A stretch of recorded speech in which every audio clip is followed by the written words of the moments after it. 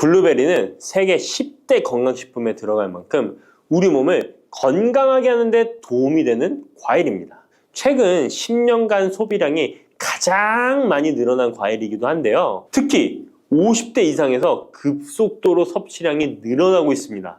이렇게 섭취량이 급속도로 올라가고 있는 이유는 블루베리가 먹기에도 편하고 건강에도 좋다고 알려져 있기 때문인데요. 냉동 블루베리의 판매량도 함께 증가하고 있습니다. 냉동 블루베리를 씻지 않고 그냥 드시는 분들이 많아지고 있는데요. 누구는 그냥 먹어도 된다. 어떤 사람은 반드시 씻어서 먹어야 된다. 의견이 분분합니다. 영상을 통해서 블루베리를 먹는 방법과 블루베리의 효능, 함께 먹으면 안 되는 음식과 함께 먹으면 좋은 음식까지 블루베리에 대한 모든 것 알려드리겠습니다. 먼저 냉동 블루베리 씻어야 되느냐 그냥 먹어도 되느냐 완벽하게 정리해드리겠습니다. 결론부터 말하자면 씻어서 드시는 것이 안전하다입니다. 먼저 냉동 블루베리를 구입하셨다면 식품의 유형을 확인하시기 바랍니다. 식품의 유형에 과체 가공품이라고 적혀 있다면 씻어서 냉동한 블루베리이기 때문에 그냥 드셔도 되긴 합니다. 그런데 식품 유형에 농산물이라고 표기되어 있다면 이것은 씻지 않고 냉동되어 유통된 블루베리이기 때문에 반드시 씻어서 드시는 것이 좋습니다. 그런데 간혹 식품의 유형이 표기되어 있지 않은 제품들도 있는데요. 이런 제품도 씻어서 드시는 게 좋겠죠? 2022년 한국소비자연맹에서 현재 시중에서 판매되고 있는 냉동과일, 블루베리, 망고, 딸기 등의 제품을 선정하여 안정성 평가를 했는데요. 과체 가공품 같은 세척과일 제품에서 미생물, 잔류농약, 곰팡이, 독소 등의 검사에서 규격 기준에는 적합하긴 했지만 미생물과 잔류농약이 검출된 제품들도 있었습니다. 이 자료를 바탕으로 한다면 냉동 블루베리 제품도 이미 씻어서 유통이 되고 있다고 할지라도 한번 씻어서 드시는 것이 좋겠습니다. 블루베리를 씻는 방법은 흐르는 물에 30초 정도만 씻어주면 되는데요. 깨끗이 씻는다고 블루베리를 물에 오래 담가두거나 흐르는 물에서도 오래 씻으면 안 됩니다. 블루베리에 함유된 안토시아닌 성분은 수용성이기 때문에 영양소가 다 빠져나가 버릴 수 있습니다. 잔류농약 또한 수용성이기 때문에 흐르는 물에 30초 정도만 씻어도 충분하니까 걱정하지 말고 드셔도 됩니다. 블루베리는 특별히 생과일보다 냉동 블루베리가 안토시아닌의 함량이 높아집니다. 시드니의 뉴사우스 웨일즈 대학의 연구진이 블루베리를 건조, 냉장, 냉동했을 때 핵심 영양소가 어떻게 변화되는지 실험을 했는데요. 안토시아닌의 함량이 블루베리 1g당 생과일일 때 7.2g이었는데 냉장 보관하여 2주가 지났을 때 5.7mg으로 줄었고 건조했을 때는 4.3mg으로 더욱 줄었습니다. 그런데 냉동 한 달 후에는 8.1mg으로 생과일 때보다 늘어났고 냉동 3달이 지나자 7.95mg으로 소폭 줄었지만 역시 생과일 때보다는 많은 함량이 확인되었습니다. 실험 결과만으로만 보면 블루베리는 냉동으로 드시는 것이 가장 많은 영양 성분을 섭취할 수 있다는 말이 되겠네요. 추가로 눈 건강이나 심혈관 질환, 당뇨 등에 도움이 많이 되는 이 안토시아닌 함량이 개런티된 영양제도 많이 나와 있으니 꼭 블루베리, 빌베리와 같은 영양제를 드시려면 건강기능식품으로 제조된 안토시아닌 함량이 최소 50mg 들어있는 제품을 드시면 좋겠죠? 그렇다면 다른 채소나 과일은 냉동했을 때 핵심 영양소의 함량이 어떻게 될까요?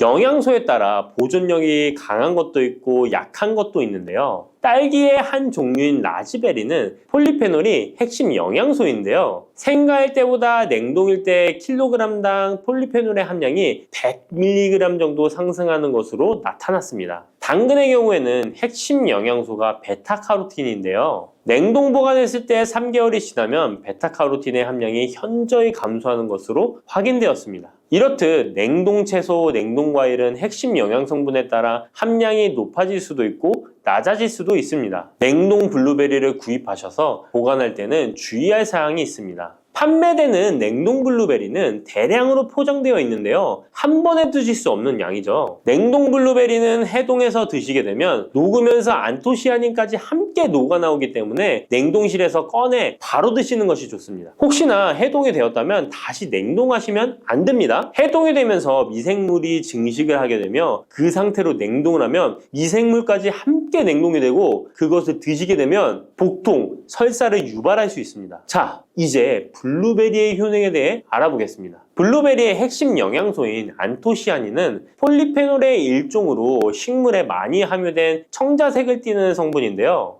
블루베리의 색깔이 짙은 보라색을 띠는 것이 바로 안토시아닌 때문입니다. 안토시아닌의 과일별 함량에서는 빌베리, 블루베리가 가장 높은 함량을 가지고 있는 것으로 알려져 있는데요. 안토시아닌 함량이 높고 좋은 빌베리, 블루베리일수록 드셨을 때 입안에 보랏빛으로 착색이 심하게 되는 경우가 많아요. 인공색소가 아니기 때문에 전혀 걱정 안 하셔도 되고 10분 정도 지나면 자연히 없어지니 시중 빌베리, 블루베리가 포함된 건강기능식품을 드셨을 때 착색이 되더라도 전혀 걱정 안 하셔도 됩니다. 안토시아닌의 가장 큰 효능은 눈을 건강하게 한다는 것입니다. 안토시아닌은 로놉신의 제합성을 촉진하여 시력을 보호하고 백내장, 안구 건조증, 망막염 등의 눈 질환을 예방합니다. 눈의 피로와 노화를 방지하며 초기 근시도 예방하는 것으로 알려져 있습니다. 또한 강력한 항산화 물질인 안토시아닌은 체내 활성산소를 제거하여 세포의 노화를 방지해 주는데 뇌세포의 노화까지 예방을 합니다. 폴리페놀 성분인 안토시아닌은 뇌의 신경세포를 보호하고 신경 전달 물질의 분비를 촉진하여 뇌의 기능도 향상시키며 뇌의 해마를 자극하여 기억력을 향상시키고 치매를 예방하는 데에도 효과적입니다. 테로스틸벤 성분이 뇌의 신경 전달 물질인 도파민과 노르에피네프린의 분비를 촉진하여 집중력을 향상시키는 데에도 도움을 주는 것으로 알려져 있습니다. 간단히 말하자면 블루베리를 꾸준히 섭취하시면 기억력, 집중력을 향상시키고 치매를 예방하는 데에도 조금이나마 도움을 줄 수 있다는 것이에요. 또한 활성산소를 제거하는 안토시아닌은 피부 미용에도 좋은 효능을 발휘하는데요. 피부 노화를 방지할 뿐만 아니라 염증을 제거하고 억제하는 효과도 있어서 여드름, 피부를 개선하는 데에도 도움이 됩니다. 또한 비타민과 미네랄이 풍부하여 피부를 건강하게 유지하고 풍부한 안토시아닌과 비타민C는 피부의 수분을 유지하는 데 도움을 주어 주름을 예방하고 피부톤을 밝게 하는 데에도 도움을 줍니다. 그리고 풍부한 식이섬유는 장의 운동을 촉진시켜주고 장내의 노폐물을 흡착하고 배출시켜 피부 트러블을 개선하는 효과도 있습니다. 나이가 들면서 머리숱도 많이 줄어들게 되어 탈모로 걱정하시는 분들도 늘어나는데요. 블루베리는 탈모 예방에도 효과적이에요. 블루베리의 안토시아닌은 튼튼한 모발이 자라날 수 있도록 모낭세포를 자극해주고 두피세포의 노화를 예방하여 탈모를 예방하게 되는 것입니다. 또한 블루베리에 함유된 비타민C는 머리카락 조직 형성에 필수적인 성분이고 콜라겐 생성을 촉진하여 모발을 강화하고 두피 건강을 증진하는 데에도 도움이 됩니다. 항산화 성분인 안토시아닌은 머리카락 세포를 손상시키는 자유라디칼을 제거하고 머리카락 손상을 예방하는 데 도움이 되어 탈모를 예방하는 것입니다. 블루베리는 당뇨의 위험이 있는 분들에게 특히 도움이 되는데요. 블루베리는 혈당 수치를 낮추어주고 당분을 에너지원으로 사용하는 신진대사의 과정을 촉진해주는 효능이 있습니다. 미국의 당뇨병 협회는 블루베리를 당뇨병 슈퍼푸드라고 부르며 블루베리를 꾸준히 섭취하면 인슐린 감수성을 향상시키고 혈당을 낮추는 데 도움이 된다고 발표했습니다. 블루베리에 대한 연구를 진행했는데요. 하루에 150g의 블루베리를 섭취한 실험군은 혈당 스파이크의 발생이 낮아졌고 인슐린 수치 또한 낮아진 것으로 확인되었다고 발표했습니다. 블루베리에 함유된 안토시아닌뿐만 아니라 칼륨, 비타민 B6는 심장 건강을 지키는 데 도움을 주는데요. 이 성분들은 체내 콜레스테롤과 혈액의 지방을 감소시켜 혈액순환을 원활하게 해줍니다. 이런 효능으로 심장마비나 협심증을 일으키는 죽상동맥경화증을 예방하는 데 도움을 주게 됩니다. 또한 호모시스테인이 체내에 과하게 축적되면 혈관을 손상시키고 혈전을 생성하여 심장마비, 뇌졸중 등의 심혈관 질환을 유발할 수 있는데요. 블루베리의 풍부한 엽산과 비타민 B6는 호모시스테인의 축적을 방지하여 심혈관 질환을 예방할 수 있습니다. 블루베리는 많이 드시는데 블루베리 잎에는 관심이 별로 없는 것이 사실인데요. 블루베리 잎이 열매의 항산화 효능보다 뛰어나다는 사실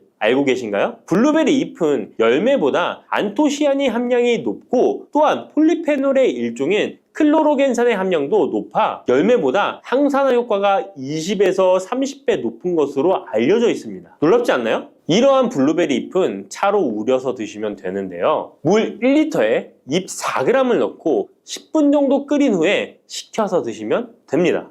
블루베리가 새콤달콤한 맛이 난다면 블루베리 잎차는 구수한 맛이 나는 것이 특징입니다. 이렇게 좋은 블루베리도 함께 먹으면 안 되는 음식이 있는데요. 바로 우유입니다. 깜짝 놀라지 않으셨나요? 보통 냉동 블루베리를 우유와 함께 믹서기에 갈아서 주스로 많이 드시는데요. 이렇게 되면 블루베리의 영양소가 파괴됩니다. 국제의학 바이오 저널의 연구에 따르면 블루베리의 폴리페놀 성분과 우유 단백질의 친화성 때문에 블루베리와 우유를 함께 먹게 되면 블루베리의 항산화 성분이 대부분 파괴된다고 발표했습니다. 그리고 우유에 함유된 칼슘은 블루베리의 안토시아닌과 만나면 칼레이드화 되는데요. 이것은 둘이 결합하여 덩어리를 만든다는 것입니다. 이렇게 덩어리가 된 물질은 불용성 침전물로서 체내에서 녹거나 흡수되지 않고 몸 밖으로 배출되게 됩니다. 이 과정에서 체내에 머물며 소화되지 않기 때문에 위와 장에 큰 부담을 주게 됩니다. 이 때문에 블루베리와 우유를 자주 섭취하시거나 위와 장이 약하신 분들이 드실 경우 위장에 염증을 유발할 위험이 있습니다. 특히 신체 기능이 많이 떨어져 있는 나이가 많으신 분들이 이렇게 드시면 위장에 안 좋을 수 있으니 주의하시기 바랍니다. 블루베리 주스를 만들어 드실 때는 우유 대신 오트밀이나 물을 첨가하여 드시는 것이 좋겠습니다. 우유가 블루베리와 맞지 않는다고 해서 요거트도 맞지 않는 것은 아닙니다. 요거트는 발효 과정을 거쳐 단백질이 쉽게 분해되기 때문에 항산화 성분의 흡수율을 높여줍니다. 요거트에 냉동 블루베리를 얹어서 먹는 것은 좋은 블루베리를 먹는 방법이 되겠습니다. 블루베리를 드실 때 주의하셔야 할 분들도 있습니다. 블루베리에는 살리살신이라는 성분이 있는데 이것 때문에 알레르기 반응을 일으키는 분들이 있습니다. 블루베리를 드시면 입술이 붓거나 간지러운 증상이 나타나고 복통과 설사의 증상이 나타난다면 즉시 블루베리 섭취를 중단하셔야 합니다.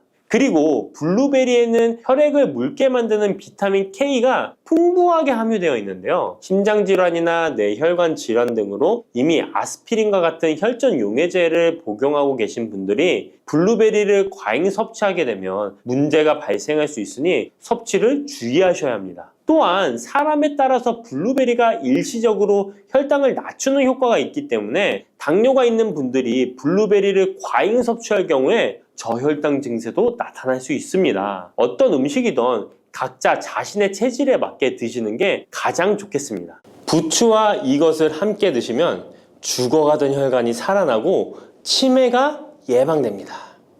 부추에는 항산화 성분과 각종 비타민, 칼슘, 칼륨 등의 미네랄 성분이 풍부하여 간 해독에 좋고 콜레스테롤을 낮추며 당뇨 예방과 조절에 도움이 되고 심혈관 질환을 예방하는 데에도 탁월한 효능이 있습니다. 부추가 건강에 도움이 된다는 사실은 많은 분들이 알고 계시지만 부추의 효능에 대해 자세히 알고 계신가요? 부추의 효능, 함께 먹으면 보약이 되는 음식과 부추를 드실 때 주의할 점, 그리고 부추의 특별한 조리법까지 모두 알려드릴게요. 같이 먹으면 좋은 음식 첫 번째는 두부입니다. 두부는 기본적으로 단백질이 풍부하며 리놀렌산, 레시틴, 피토스테롤 등의 성분이 풍부해서 몸 안에 콜레스테롤 수치를 낮춰주고 혈액순환을 원활하게 하여 동맥경화, 심근경색, 뇌출혈 등의 심혈관 질환을 예방할 수 있습니다. 그리고 두부는 체력과 근력을 유지하는데 큰 도움을 주는데요. 바로 두부의 풍부한 단백질 때문이죠. 근육은 매일 일정량이 새로운 근육으로 대체되기 때문에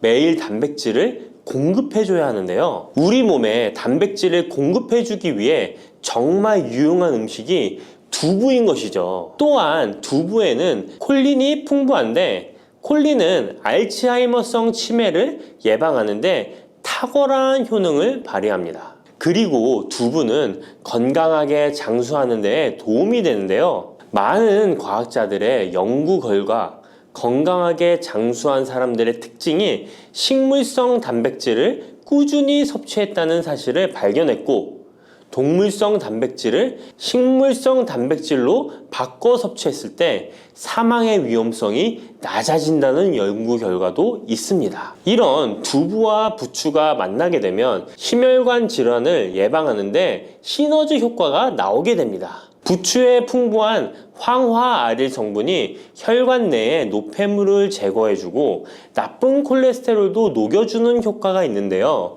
그렇게 되면 혈액은 깨끗해지고 혈액순환이 원활하게 되어 심혈관 질환을 예방할 수 있습니다.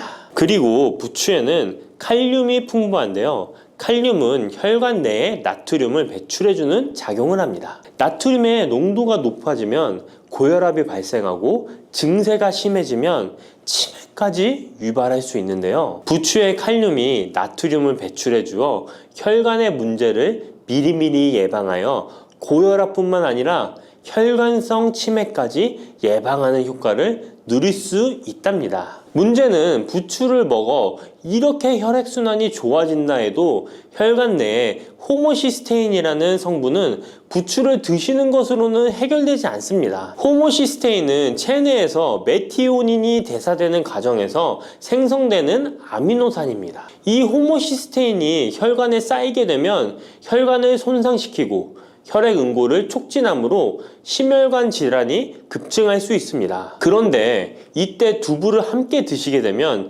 혈관 내 호모시스테인을 제거하는데 놀라운 효과를 볼 수 있는데요. 바로 두부의 풍부한 엽산이 호모시스테인을 몸 밖으로 배출해 주는데 탁월하기 때문이죠. 이 엽산이 호모시스테인을 다시 메티오닌으로 전환시켜 독성을 완화시킬 수 있습니다. 앞에 말씀드렸다시피 두부에 단백질이 풍부하다는 사실은 알고 계실 거예요. 그런데 단백질의 양이 고기보다 훨씬 많다는 사실은 모르셨죠? 나이가 들수록 고기가 소화가 잘 안 되어 잘 안 드시게 되는 분들이 많이 있습니다. 그리고 우리나라 성인들의 단백질 섭취량이 많이 부족하다는 통계 자료도 있습니다. 두부를 드시게 되면 부족한 단백질을 충분히 보충해 주어 근육을 튼튼하게 하는 데 도움이 되고, 이는 관절염과 통증을 예방하는 데에도 도움이 되는 것이죠. 그리고 두부에는 이소플라본이란 성분이 많이 들어있는데요.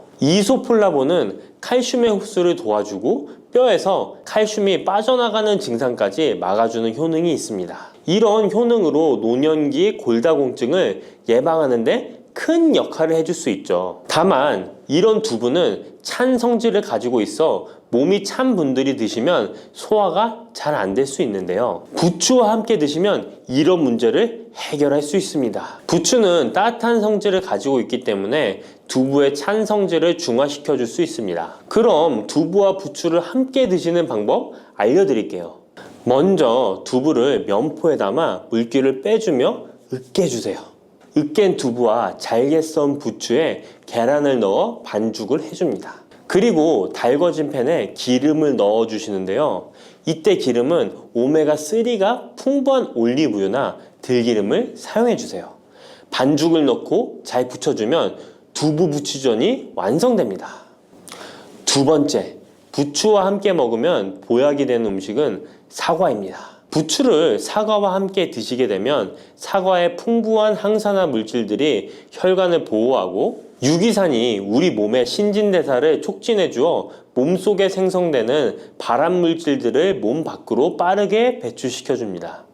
부추의 효능 중 가장 중요한 것 중에 하나가 바로 이 항암 효과인데요. 부추에 있는 다양한 영양 성분과 식이섬유, 항산화 물질들 덕분이죠. 부추에는 비타민 A, 비타민 C와 같은 항산화 물질이 풍부합니다. 이 항산화 물질은 세포를 손상시키고 염증을 유발하며 노화를 촉진하는 활성산소를 제거하는 역할을 해주고 암세포의 활성을 억제하는 효능이 있습니다. 특히 비타민 A는 면역체계를 강화시켜주어 우리 몸이 암세포와 싸워 이길 수 있는 힘을 높여주는 역할을 해준답니다. 세포를 손상시키는 주범에는 프리라디칼이란 물질이 있는데요. 프리라디칼의 체내 농도가 높아지면 암세포의 발생이 급격하게 올라가게 됩니다. 이런 나쁜 물질을 부추의 비타민 C와 비타민 E가 제거해 주어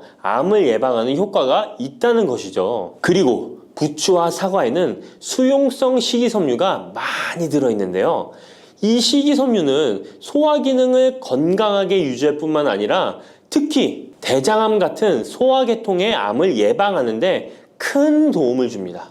그리고 식이섬유가 풍부한 부추와 사과는 혈당 관리에 도움을 주어 당뇨를 예방하고 개선하는 데 큰 역할을 하는데요. 식이섬유는 혈관 내에 콜레스테롤을 배출하는 데 도움을 주고 당 성분이 장에서 천천히 흡수되도록 해주어 혈당이 급격히 오르는 것을 방지해 줍니다. 이렇게 되면 췌장에서 인슐린이 분비되는데 충분한 시간을 벌어주어 췌장이 혹사되는 것도 예방해 주는 것이죠. 그럼 부추와 사과는 어떻게 드시면 좋을까요? 먼저 각종 채소로 샐러드를 만들어 드실 때 부추와 사과를 채를 썰어 함께 드셔도 정말 맛있게 드실 수 있습니다. 그리고 부추와 사과를 함께 갈아서 주스로 만들어 드셔도 좋은데요. 만드는 방법도 아주 간단합니다. 먼저 잘 씻은 부추를 적당한 크기로 잘라주시고 사과도 가운데 씨를 빼고 적당하게 잘라줍니다. 믹서기에 넣고 물 1컵, 올리브 오일을 1스푼 넣어줍니다. 올리브 오일을 넣으면 부추의 영양성분 흡수율을 몇 배나 올려줄 수 있습니다. 이렇게 넣고 갈아주기만 하면 부추 사과 주스 완성입니다. 세 번째, 부추와 함께 먹으면 보약이 되는 음식은 돼지고기입니다. 부추의 강력한 생명력은 지친 간을 되살리는데도 그 효능이 뛰어나 간에 쌓인 독소를 제거하는데도 효과적인데요. 부추에 함유된 베타카로틴과 클로로필 같은 간세포를 보호하고 간의 재생을 촉진해주는 역할을 해줍니다. 그리고 부추에 함유된 사포닌 성분은 지방간을 예방하고 간의 부담을 덜어주는데 많은 도움을 줄 수 있습니다. 또한 황화알릴이라는 성분이 풍부한데 이 성분은 간의 면역력을 강화해주고 간의 여러 질환을 예방해주는 효능이 있습니다. 여러분 혹시 글루타치온이라는 영양제 들어보셨나요? 부추에는 체내에서 이 글루타치온을 합성할 때 필요한 황화합물이 풍부하여 간의 해독작용을 높여줄 수 있습니다. 이때 돼지고기를 부추와 함께 드시면 우리 몸에 보약이 되는데요. 부추의 알레신 성분이 돼지고기의 비타민 B1의 흡수율을 높여줍니다. 또한 부추의 따뜻한 성질이 돼지고기의 찬 성질을 보완해 주어 소화가 잘 되도록 도와주고 위장 건강에 도움을 줄 수 있습니다. 그리고 영양학적으로도 서로 보완이 되어 균형 잡힌 식사가 될 뿐만 아니라 혈액순환 개선, 면역력 강화, 피로 해소, 에너지 증진, 항암 효과 등을 더 효과적으로 얻을 수 있습니다. 그렇다면 부추와 돼지고기는 어떻게 드시면 될까요? 돼지고기 수육을 부추와 함께 쌈을 싸서 드셔도 좋지만 반찬으로 만들어 먹을 수 있는 방법을 제가 알려드릴게요. 바로 돼지고기 부추볶음인데요. 먼저 부추를 적당한 크기로 잘라 준비해 주시고 돼지고기는 길쭉하고 얇게 썰어줍니다. 잘 달궈진 팬에 올리브유를 둘러주시고 부추와 돼지고기를 한 번에 넣고 볶아줍니다. 이때 대파와 다진 마늘을 넣어주시고 간장으로 간을 해주시면 됩니다. 다 볶아진 후에 들기름을 살짝 곁들여 주시면 고소함이 폭발할 뿐만 아니라 영양도 만점인 보약 반찬이 완성됩니다. 참고로 돼지고기 대신 오리고기를 사용해도 훌륭한 요리가 된답니다. 네 번째, 부추와 함께 먹으면 보약이 되는 음식은 브로콜리입니다. 브로콜리는 세계 10대 슈퍼푸드 중 하나로 선정될 만큼 건강에 좋은 채소입니다. 브로콜리에는 항산화 물질인 비타민 E, 베타카로틴, 비타민 C 등이 풍부하게 함유되어 있어 혈관 속의 활성산소를 제거하여 세포의 노화를 방지하는 효과가 있습니다. 그리고 설포라판이라는 항암 성분도 풍부하여 암세포의 성장을 억제하고 암 예방에 효과적인 놀라운 식물이죠. 또한 비타민 A가 풍부하여 눈 건강에도 아주 좋은 효능을 발휘합니다. 이 비타민 A는 부추에도 풍부하여 함께 드실 때 시너지 효과를 누릴 수 있게 되는데요. 비타민 A는 로놉신의 합성을 도와 야맹증을 예방해주고 눈의 점막을 만들어내는 효능이 있어 안구 건조증을 예방하고 눈시림 증상을 완화시켜줄 수 있습니다. 또한 비타민 C는 활성산소를 제거하여 안구세포를 보호해주고 눈의 혈관을 건강하게 유지시켜주어 망막이 손상되는 것을 막아줍니다. 이런 효능으로 눈이 충혈되는 것과 통증을 완화시켜줄 수 있습니다. 눈 질환 중에 황반변성은 노인의 실명원인 1위로 매우 위험한 질병인데요. 부추와 브로콜리에 풍부하게 들어있는 비타민 E가 예방해줄 수 있습니다. 황반변성은 안구의 급격한 노화로 인해 발생하는데 비타민 E가 노화를 막아주는 효능이 있어 황반변성을 예방하는 데 도움을 줍니다. 이 비타민 E는 비타민 C, 비타민 A와 함께 먹을 때 우리 몸에서 흡수율이 올라가는데요. 그렇기 때문에 부추와 브로콜리를 함께 먹으면 눈을 건강하게 하는데 높은 시너지 효과를 가질 수 있습니다. 그렇다면 부추와 브로콜리는 어떻게 드실 수 있을까요? 지금 바로 함께 먹는 특급 조리 방법을 알려드릴게요. 잘 씻은 부추를 적당 크기로 잘라 준비하고 브로콜리는 송이를 나누어 끓는 물에 부추와 함께 살짝 데쳐줍니다. 데친 부추와 브로콜리는 찬물에 헹군 후에 물기를 제거합니다. 간장, 식초, 설탕, 다진 마늘, 참기름을 섞어 양념장을 만들어 부추와 브로콜리를 골고루 묻혀줍니다. 마지막으로 통깨를 뿌려주면 맛있는 부추 브로콜리 무침이 완성됩니다. 이렇게 몸에 좋은 부추도 주의해야 할 사항이 있습니다. 돼지고기와 함께 먹을 때는 좋지만 소고기와는 함께 먹지 않는 것이 좋습니다. 소고기는 부추와 비슷하게 따뜻한 성질을 가지고 있습니다. 부추와 함께 드시게 되면 뜨거운 성질이 강화되어 위와 장 등의 소화기관에 강한 자극을 주게 되어 소화불량을 일으키고 복통이나 설사를 유발할 수 있습니다. 너무 많이 드시게 되면 그 열로 인해 두통과 불면증까지 오는 경우도 있습니다. 그리고 신장 기능이 약하신 분들도 부추를 드실 때 주의하시는 게 좋은데요.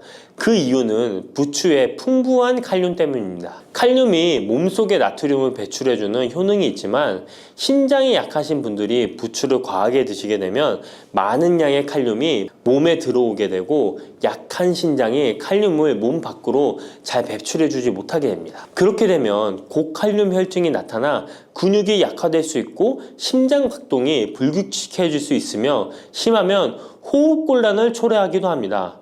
따라서 신장 질환이 있으신 분들은 몸 상태를 보면서 소량씩 드시는 게 좋겠습니다. 뿌리, 줄기, 이파리까지 버릴 것 없는 대파는 정말 다양한 조리법도 있는데요. 피를 맑게 하고 내장 지방을 없애주며 장 건강에도 좋은 풍부한 영양소들도 함유되어 있어 반드시 먹어야 하는 채소 중 하나입니다. 이런 대파도 함께 먹으면 보약이 되는 음식이 있고 또 독이 될 수 있는 음식도 있습니다. 그리고 먹는 방법에 따라 효능도 다르다고 하니 다양한 방법으로 드시는 것을 추천해 드리고요. 그럼 지금부터 대파의 효능과 함께 먹으면 보약이 되는 음식 3가지와 독이 되는 음식 2가지까지 알려드리겠습니다. 그리고 대파의 특급 레시피 4가지와 대파 보관법까지 대파의 모든 것 알려드릴게요. 우리나라에서는 통일신라 때부터 재배를 했다고 알려져 있습니다. 그만큼 오랫동안 재배하고 식탁에 올라온 채소인데요. 대파 특유의 향이 다른 식재료의 잡냄새를 제거하는데 탁월한 효과가 있어서 생선이나 고기류의 냄새를 제거하는 향신료로도 많이 사용되고 있죠. 뿐만 아니라 물에 넣고 끓이게 되면 감칠맛이 좋아져서 다양한 육수와 채소를 만드는 데에도 빠지지 않고 들어가는 재료이기도 합니다. 이런 대파의 첫 번째 효능이 바로 내장 지방을 싹 빼준다는 것입니다. 대파에는 특유의 향과 알싸한 매운맛을 나게 하는 성분이 있는데요. 이 성분이 바로 황화알릴이라는 성분입니다. 이 황화알릴은 대파에 열을 가해 굽게 되면 프로필메르캅탄이라는 성분과 아조엔이라는 성분으로 변하게 되는데요. 대파를 구울 때 매운맛을 내는 성분은 휘발이 되어 없어지고 단맛이 나는 성분이 생성되는데 그 성분이 바로 프로밀메르캅탄입니다. 이 프로밀메르캅탄의 단맛 강도가 설탕 단맛의 강도보다 무려 50배나 강해서 대파의 단맛이 좋아지는 건데요. 정말 놀랍지 않나요? 근데 단맛 하면 당뇨가 있는 분들은 혈당이 많이 오를까봐 걱정되시잖아요. 이 성분은 설탕과는 달리 혈당을 오르게 하지 않아서 당뇨가 있는 분들도 전혀 부담 없이 드실 수 있는 단맛입니다. 또 열을 가하면 아조엔이라는 성분이 만들어진다고 했잖아요.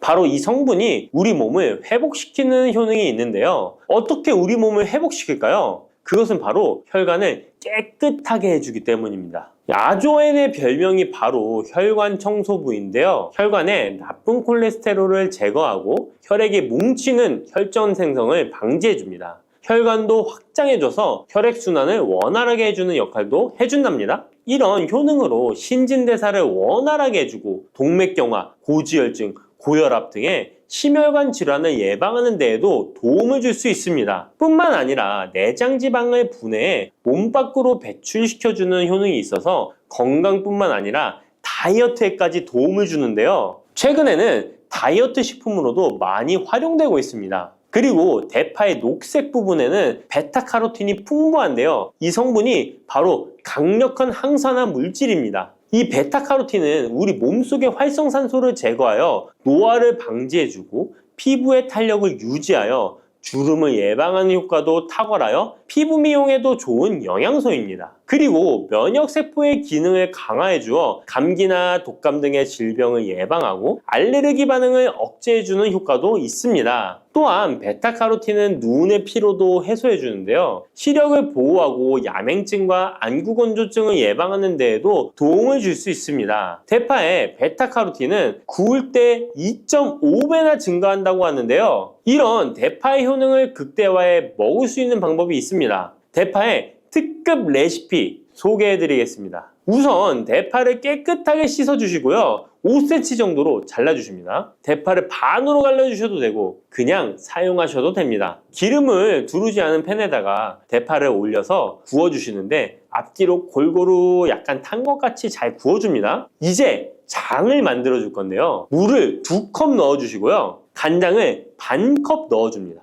그리고 고춧가루와 참기름을 1스푼씩 넣어줍니다. 이렇게 넣고 한번 끓여주시고 다 끓고 나면 식초를 반스푼 넣어주시면 됩니다. 이렇게 만들어진 양념장을 구운 파를 넣은 그릇에 붓고 하루 정도 숙성시켜 드시면 됩니다. 물론 바로 드셔도 되지만 숙성시켜 드시면 더욱 맛있는 대파 요리를 드실 수 있습니다. 그리고 대파에서 대파의 뿌리는 특히 채소와 육수를 만들 때 많이 사용하는데요. 대파의 뿌리에는 알리신이라는 성분이 풍부하게 함유되어 있습니다. 이 알리신은 우리 몸을 따뜻하게 해주고 열을 올려주는 역할을 하고 혈액순환을 원활하게 해줘서 신경을 안정화시켜주기도 하는데요. 이렇게 신경을 안정시켜주는 효능으로 불면증도 완화해주어 잘 때 머리맡에 두고 주무시는 분들도 계십니다. 그리고 알리신은 몸에 열을 내주는 효능으로 기침 감기와 가래를 완화시켜주는 데 도움을 주며 항균, 항암 효과도 있어서 각종 바이러스와 암세포를 억제해주어 암을 예방하는 데에도 탁월한 효능을 발휘합니다. 알리신은 지방을 분해하고 배출해줘서 다이어트에도 도움을 준다고 알려져 있습니다. 그리고 대파의 뿌리 부분에는 폴리페놀 성분이 많이 함유되어 있어 심혈관 질환 예방에 탁월한 효능이 있습니다. 식이섬유도 풍부하여 장 운동을 활성화하고 배변 활동을 도와 변비를 예방하고 숙변을 제거하는 효능도 있고요. 이런 대파 뿌리를 채소나 육수 만드실 때 말고는 특별히 많이 안 쓰는데요. 대파 뿌리의 특급 레시피를 하나 알려드릴게요. 그것은 바로 대파 뿌리 생강차입니다. 대파뿌리와 생강을 함께 끓여서 차로 드시게 되면 기관지나 폐와 같은 호흡기의 염증을 제거해주고 무릎과 같은 관절의 염증도 제거해주어 관절 통증을 완화시켜 줄 수 있습니다. 생강에는 진저롤, 쇼가올, 페로 화합물 등 다량의 항염증 성분들이 함유되어 있어서 우리 몸의 염증을 제거하는 데 탁월한 효능을 가지고 있습니다. 생강은 약재로서 오랫동안 사용되어 왔는데요. 최근에도 계속해서 새로운 효능이 발견되고 있을 정도로 약성이 아주 좋은 식품입니다. 최근 한 연구 결과에 따르면 생강에는 소염 진통제로 많이 사용되는 이부프로펜과 비슷한 항염증 효과가 있고 류마티스 관절염을 완화시키는 데에도 효과가 있는 것으로 밝혀졌습니다. 그럼 지금부터 대파뿌리 생강차 만드는 방법을 알려드리겠습니다. 먼저 생강을 물에 넣고 끓여주시고요. 처음에는 강불로 해주시고 끓기 시작하면 중불로 줄여서 20분 정도 더 끓여줍니다. 그 후에 대파뿌리도 넣고 3분 정도 더 끓여주시면 됩니다. 이렇게 끓인 물에서 생강과 대파뿌리는 건져주시고 따뜻할 때 드시거나 냉장고에 넣고 시원하게 드셔도 됩니다. 이렇게 대파뿌리와 생강을 함께 끓여 차로 드시면 효과를 극대화할 수 있는데요. 다만 평소에 소화가 잘 안 되시고 위가 약하신 분들은 이렇게 끓인 대파뿌리 생강차에 물을 섞어서 연하게 드시는 것을 추천해 드립니다. 이렇게 해서 하루에 한 번, 두 번 꾸준히 드신다면 감기 걱정도 없고 염증을 완화시켜 관절염으로 인한 통증도 줄일 수가 있을 거예요. 그리고 대파와 함께 드시면 보약이 되는 식품에는 무도 있습니다. 무를 말려서 무말랭이로 드시면 무의 좋은 성분들을 농축하여 드실 수 있다고 하는데요. 간단하게 다시 한번 알려드리자면 무를 드시면 기침과 가래를 멈추게 해주는 효능이 있고 소화를 잘 되게 해주며 혈관을 깨끗하게 해줘서 심혈관 질환에도 도움을 줄 수 있습니다. 또한 칼슘의 함량이 높아서 골다공증을 예방하고 뼈를 튼튼하게 만들어주죠. 그리고 해독작용도 뛰어나고 혈당을 조절해줘서 당뇨를 예방하는 데에도 도움을 줄 수 있습니다. 이렇게 좋은 물을 대파와 함께 드시면 그 효능이 극대화될 수 있는데요. 특히 혈액을 깨끗하게 해줘서 심혈관 질환을 예방하며 당뇨 또한 예방해 줄 수 있을 뿐만 아니라 당뇨 합병증을 완화시켜 주는 데에도 탁월한 도움을 받을 수 있습니다. 대파를 넣은 무말랭이 무침을 만들어 드시면 오독오독한 무말랭이 식감도 좋고 입맛도 돌게 하는 반찬으로도 정말 좋으니까 꼭 대파 무말랭이 무침도 만들어서 드셔보시길 바랍니다. 대파와 함께 드시면 보약이 되는 음식 세 번째는 바로 두부입니다. 이 대파와 두부가 만나면 우리 몸에 에너지를 공급하여 활력이 넘치도록 도와줍니다. 그 이유는 바로 대파의 알리신 성분과 두부의 비타민 B1이 만나면 알리티아민으로 전환이 되는데요. 이 알리티아민이 비타민의 체내 흡수율을 높여주고 신진대사를 촉진해서 우리 몸의 피로를 회복하고 에너지를 불어넣어 주기 때문입니다. 그럼 여기서 대파 두부조림 맛있게 만들어 드시는 특급 레시피 알려드릴게요. 먼저 잘 씻은 대파를 어슷썰기로 썰어 주시고요. 두부는 정사각형으로 깍둑 썰기를 해줍니다. 먼저 두부를 기름을 두른 팬에 구워주시고요. 노릇노릇해지면 썰어놓은 대파를 넣어줍니다. 간장을 2스푼 넣어주시고요. 고소한 참깨도 뿌려서 잘 익혀주시면 대파 두부조림 완성입니다. 정말 맛있겠죠? 이렇게 만든 대파 두부조림을 드시고 활력 넘치는 하루를 보내실 수 있을 거예요. 대파와 함께 드시면 보약이 되는 음식 네 번째 알려드릴게요. 그것은 바로 대파 팽이버섯 부침입니다.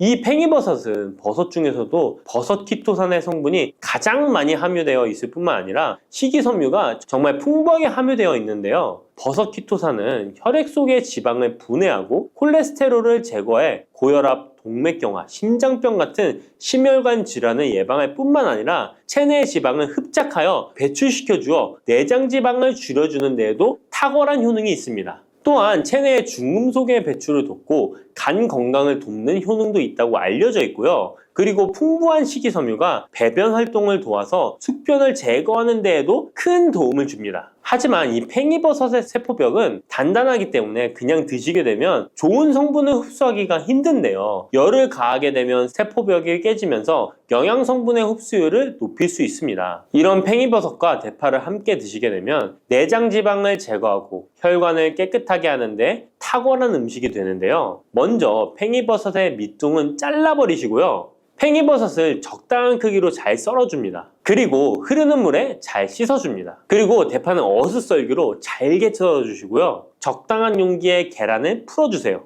팽이버섯과 대파를 넣어서 잘 섞어주고 소금 한 꼬집을 넣어 간을 해줍니다. 이제 잘 달궈진 팬에 기름을 두르고 붙여주시면 됩니다. 정말 쉽죠? 그런데 이렇게 좋은 대파도 함께 드시면 안 되는 음식이 있습니다. 대파와 함께 드시면 안 되는 음식 첫 번째는 바로 꿀입니다. 대파와 꿀은 두 가지 다 몸에 열을 올려주는 효능이 있습니다. 한의학에서는 대파와 꿀을 함께 먹으면 위장에 탈이 나고 더부룩한 현상이 나타날 수 있다고 하는데요. 대파와 꿀을 함께 먹으면 위에서 소화액 분비를 억제하여 소화불량을 유발할 수 있기 때문인데요. 또한 꿀은 알레르기 반응을 일으킬 수 있는데 대파와 함께 먹으면 알레르기 반응이 더 악화될 수 있다는 것을 알아두시면 좋고요. 꼭 기억하셔서 대파와 꿀은 함께 드시지 않기를 추천합니다. 또 대파와 함께 드시면 안 되는 음식은 미역입니다. 미역과 대파 둘 다 알긴산이라는 성분이 있는데 이 알긴산은 미끌거리는 식감이 있습니다. 함께 드시게 되면 식감이 안 좋은 이유도 있지만 식감보다도 더 중요한 이유가 있습니다. 왜냐하면 파에는 인과 유황 성분이 있기 때문인데요. 미역과 파를 함께 드시게 되면 파의 인과 유황 성분이 미역에 함유된 칼슘의 흡수를 방해하게 됩니다. 미역에는 칼슘 함량이 높아서 골다공증 예방에 좋은 효능이 있는데 이 효과를 떨어뜨리게 되는 것이고요. 미역국을 끓일 때 대파로 채수를 내어 시원한 미역국을 끓여 드시는 분들이 계신데 절대 미역국을 끓일 때 대파는 사용하지 않으셔야 합니다. 자, 다음으로는 대파 보관하는 법을 알려드릴게요. 대파를 한 단 사면 양이 많아 한 번에 드시지 못하는 경우가 많은데요. 대파를 보관하실 때는 씻지 않고 흙이 묻은 채 보관하는 것이 좋지만 사용하기 불편하기 때문에 씻어서 보관하는 방법 알려드릴게요.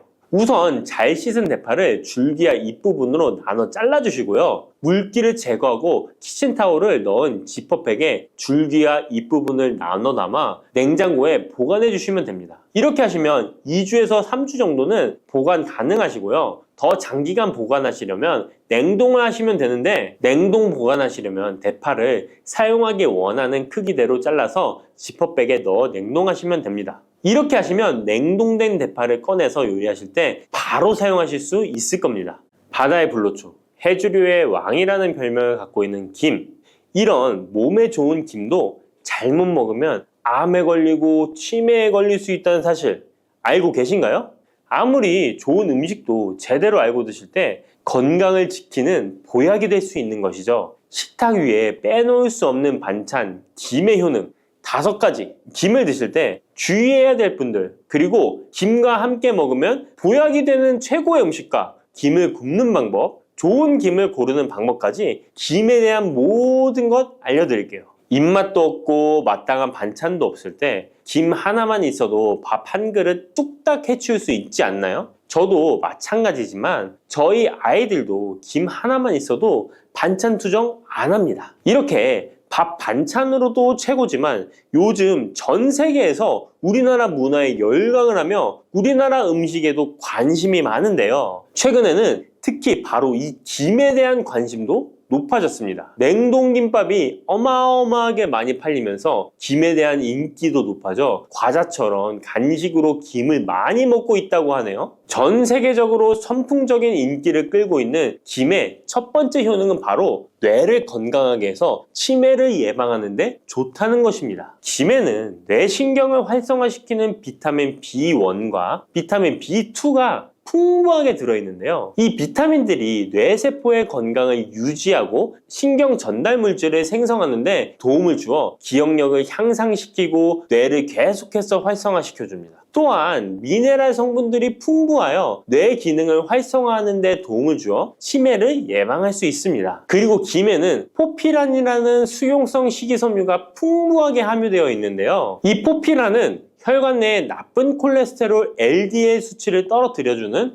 효능이 있습니다. 따라서 혈관 내의 혈전 생성을 막아주고 동맥경화도 예방하여 혈액순환을 좋게 함으로써 뇌에도 혈류를 원활하게 해주는 것입니다. 또 김에 함유되어 있는 알긴산이라는 성분이 있는데요. 이 알긴산도 콜레스테롤이 혈관에 쌓이는 것을 방지하고 몸 밖으로 배출시켜주는 역할을 해줍니다. 국립부경대학교 연구팀의 연구 결과에 따르면 알긴산은 혈관 내의 중금속과 노폐물을 흡착하여 제거하고 혈액 속 중성지방 및 콜레스테롤을 억제하여 피를 맑게 하고 성인병 예방에 놀라운 기능을 한다고 보고하고 있습니다. 이러한 성분들의 효능으로 뇌에 필요한 영양분을 충분히 공급하고 노폐물을 빨리빨리 배출할 수 있게 되어 머리도 맑아지고 뇌신경을 튼튼하게 해주는 것이죠. 이러한 김과 계란을 함께 드시면 엄청난 시너지 효과를 누릴 수 있는데요. 계란에는 비타민 B1, 2와 콜린이라는 성분이 풍부한데 이 성분들이 뇌신경을 활성화하는 데 큰 도움을 줄 수 있습니다. 그 이유를 살펴보면 콜린은 뇌의 신경 시스템에서 중요한 역할을 하는 아세틸콜린이라는 물질의 주 성분인데 아세틸콜린은 신경 전달 물질로 뇌의 세포 사이에서 정보를 전달하는 역할을 해줍니다. 바로 이 콜린이 충분히 공급되어야 기억력, 학습 능력, 그리고 인지 기능을 유지할 수 있습니다. 이뿐만 아니라 김은 계란에 부족한 비타민 C를 보충해주고 계란은 김에 부족한 비타민 D를 보충해줘서 서로가 정말 잘 어울리는 식품이 되는 것입니다. 계란과 김이 만나면 정말 뇌 기능에 필요한 보약이나 다름이 없는 것이죠. 김의 두 번째 효능은 식물성 단백질 공급원의 최고봉이라는 것입니다. 김에 함유된 단백질의 양은 소고기보다도 많은데요. 소고기가 단백질이 풍부하다고 알고 계시잖아요. 소고기 100g당 단백질의 함량은 20g이고요. 김 100g당 단백질의 함량은 30g입니다. 소고기보다 김에 단백질이 많이 들어있다니 놀랍지 않나요? 마른 김 5장에는 계란 1개에 함유된 단백질의 양이 들어있다고 합니다. 그런데 이 단백질에 식물성 단백질과 동물성 단백질이잖아요. 이 둘을 함께 먹을 때 더욱 흡수가 잘 되어 건강에 좋은데요. 이 김과 계란을 함께 먹을 수 있는 정말 좋은 방법 알려드릴게요. 김 계란말이는 많이들 해 드시잖아요. 반찬으로 만들어 먹기도 편하고 맛도 좋아 많이들 드시는데요. 그것 말고 계란김전을 알려드릴게요. 먼저 김을 먹기 좋은 크기로 잘라주시고요. 한쪽에 놓아줍니다. 적당한 용기에 계란을 깨주시고요. 속은 한 꼬집으로 약간 간을 해줍니다. 다음에 계란을 풀어줍니다. 이제 김을 2장씩 포개어 계란물을 앞뒤로 잘 묻혀준 다음에 기름을 두른 팬에다 부쳐주시면 됩니다. 정말 쉽죠? 이렇게 김과 계란을 함께 드시면 맛도 좋고 건강도 챙길 수 있는 밥상 위에 보약이 된답니다. 세 번째, 김의 효능은 항산화 작용입니다. 몸 안에 활성산소가 많아지게 되면 활성산소가 세포를 공격하여 노화시킬 뿐 아니라 암세포로 변이시켜 암을 발생시키기도 하는데요. 김에는 이런 활성산소를 제거시켜 줄 수 있는 강력한 항산화 물질인 베타카로틴이 풍부하게 함유되어 있습니다. 대표적인 강력한 항산화 물질인 베타카로틴은 당근에 많이 함유되어 있다고 다들 알고 계시잖아요. 당근보다 김에 베타카로틴이 더 많이 함유되어 있습니다. 당근 100g에는 5.516mg이 함유되어 있고 김 100g에는 무려 22,500mg이나 함유되어 있습니다. 당근보다도 4배 정도 많은 베타카로틴이 함유되어 있는 것이죠. 놀랍죠? 오늘 놀랄 일이 많은 것 같네요. 이 베타카로틴은 우리 몸속에서 비타민 A로 전환이 되는데요. 비타민 A 하면 무엇이 생각나시나요? 네, 생각하고 계신 건 맞습니다. 바로 눈이죠, 눈. 비타민 A는 시력을 보호하고 야맹증을 예방하는 데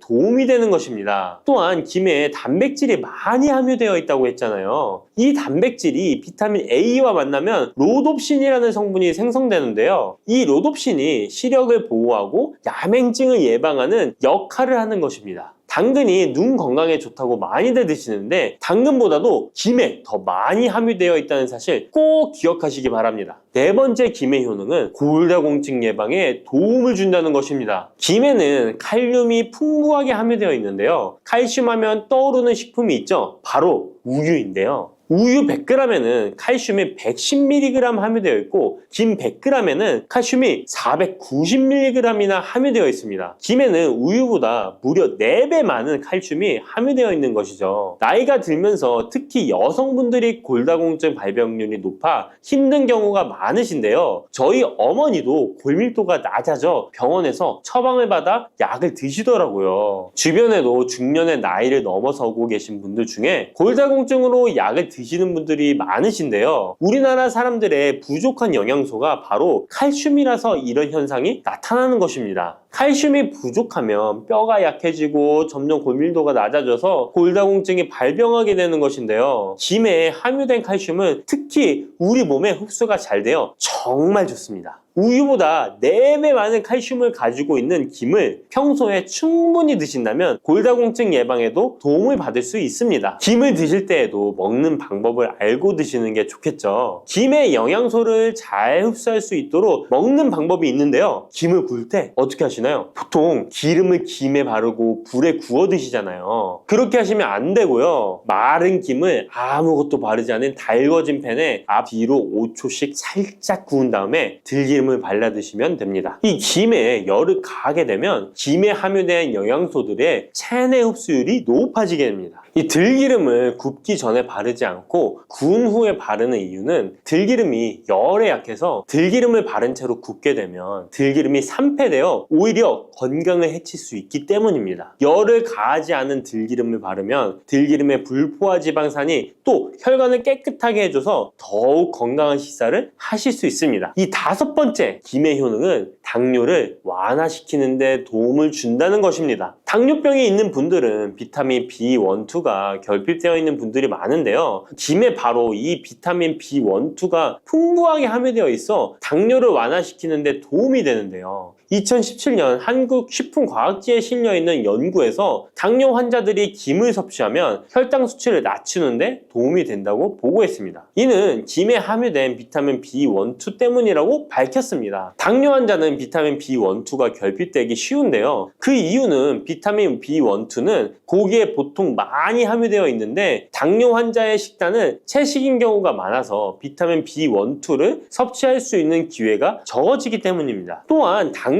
환자에게 처방되는 메트포르민 계열의 성분들의 약물이 비타민 B12의 흡수를 방해해 비타민 B12가 결핍될 가능성은 더욱 높아집니다. 당뇨 환자들은 고혈당으로 인해 신경이 많이 손상이 되는데요. 이 때문에 손발끝이 저리거나 통증이 오는 신경합병증이 발생하게 됩니다. 이 증상을 완화시키고 신경이 손상되지 않도록 보호하는 역할을 비타민 B12가 해주는 것입니다. 이런 이유로 당뇨 환자는 비타민 B12의 섭취를 신경 써서 해주는 것이 좋지만 말씀드린 대로 육류 식단은 또 당뇨 환자의 식단에 잘 들어가 있지 않죠. 그래서 비타민 B12가 풍부한 김을 섭취하는 것이 당뇨 환자에게 정말 좋은 대안이 되는 것입니다. 비타민 B12의 하루 권장 섭취량은 2.4mg인데요. 이는 자르지 않은 김 한 장만 섭취해도 충분히 섭취할 수 있는 양입니다. 당뇨가 있는 분들이라면 오늘부터 식사하실 때 김을 꼭 드셔야겠죠? 다만 시중에 판매되는 조미김은 기름에 구워지고 그 기름이 산패될 가능성이 높아 오히려 건강에 해로울 수 있으니까 알려드린 대로 마른 김에 기름을 바르지 않고 달궈진 팬에 살짝 구워 드시기 바랍니다. 그런데 이렇게 평소에 많이 드시고 계신데 잘못 드시면 건강을 해칠 수도 있다는 사실 알고 계신가요? 특별히 갑상선이 약하신 분들은 김을 섭취하는데 주의하셔야겠습니다. 갑상선은 우리 몸에서 가장 중요한 내분비 기관 중 하나인데요. 갑상선은 목 부분 기관지 아래에 위치한 나비 모양의 내분비 기관입니다. 중요한 여러 기능을 하지만 그 중에서도 특별히 대사율을 조절하는 기능을 합니다. 갑상선에 T3, T4 호르몬을 분비하여 우리 몸의 에너지 소비와 체온 조절을 하는데 중요한 역할을 하는 것입니다. 그리고 갑상선 호르몬은 신경 시스템의 정상적인 기능을 유지하는데 꼭 필요한데요. 이 호르몬이 제대로 분비가 되지 않아 수치가 너무 높거나 낮게 되면 우울증, 불안 증세,